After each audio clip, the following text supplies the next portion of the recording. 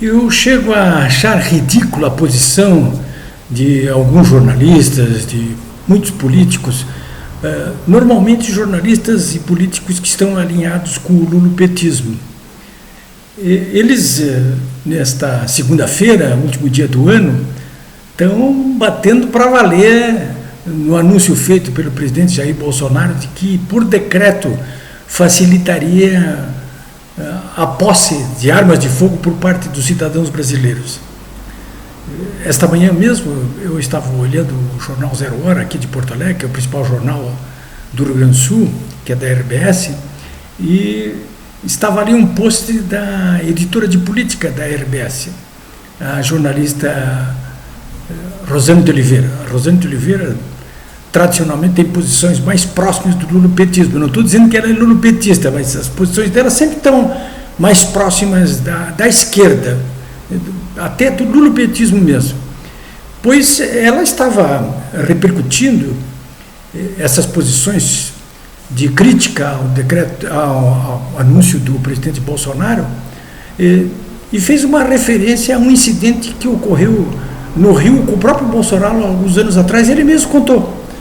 O Bolsonaro contou que estava de motocicleta e foi abordado por um bandido num semáforo. Ele levava um revólver e foi desarmado. Quer dizer, o bandido veio pelas costas dele e ele acabou sendo rendido e desarmado. Bom, na época em que ele contou isso aí, ocorreram muitas críticas dizendo: vocês estão vendo, o Bolsonaro metido a valente e não conseguiu reagir. Eu queria saber quem é que consegue reagir a algum bandido que intercepta um cidadão pelas costas com uma arma de fogo, né? Talvez a Rosane de Oliveira consiga fazer isso aí, o Bolsonaro não conseguiu. Bom, a crítica dessa jornalista, que reflete a posição de muitos outros jornalistas e políticos, quase todos da oposição, pacifistas de ocasião, inclusive, é de que se o Bolsonaro não tivesse andado armado naquela ocasião, ele não teria tomado a arma dele. E que isso, então, portanto, justifica o fato de que as críticas devem ser feitas, sim, a esse anúncio do Bolsonaro de que ele vai, por decreto, facilitar o registro para quem quer ter a posse das armas de fogo. Ora, senhores, o exemplo, inclusive, que foi levantado pela Rosane de Oliveira, e que está sendo levantado na mídia, aí, o próprio deputado Paulo Pimenta, por exemplo, disse: olha, as mortes que ocorreram no Brasil agora por arma de fogo vão ser todas creditadas na biografia do Jair Bolsonaro. Ora, cara pálida, por que razão? Eles estão fazendo, inclusive, uma confusão propositada entre posse de arma de fogo e porte de arma de fogo.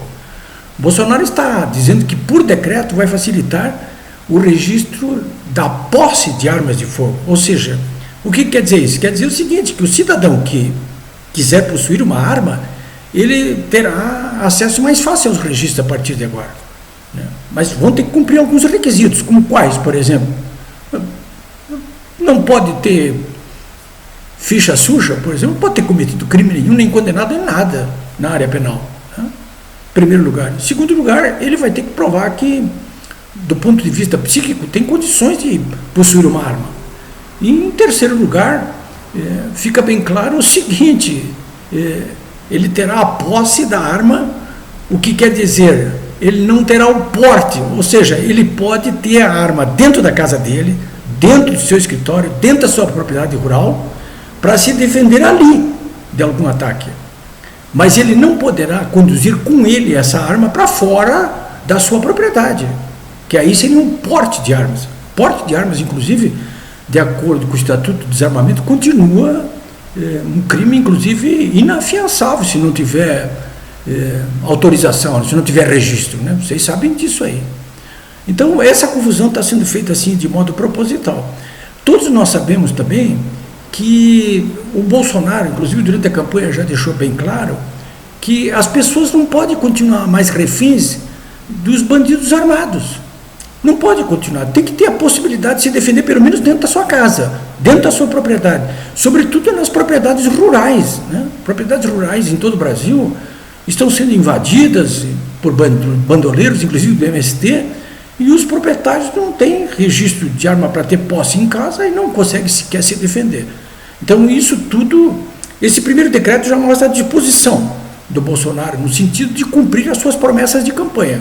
Eu sei que ele irá ainda mais longe do que isso, flexibilizando inclusive o porte de armas, né? Nós sabemos muito bem que as armas que estão, nesse momento, portadas no Brasil, são portadas por bandidos e não por cidadãos, né? E onde é que eles conseguem essas armas? Certamente não é comigo, nem com você, né? Ele está conseguindo isso através de contrabando ou tomada dos próprios PMs, né?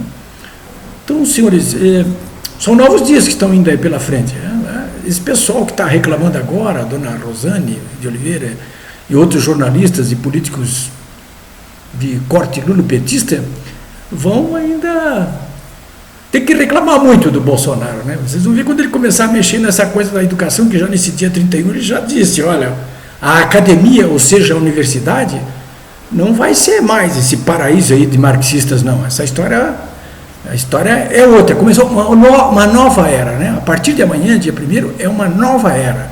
Um ciclo de permissividade em relação ao exercício da autoridade e à moralidade pública e privada. Isso aí, esse ciclo acabou. Agora começa um outro ciclo, bem diferente desse, que é um ciclo determinado pelas consignas que foram aprovadas durante a campanha eleitoral. É isso aí.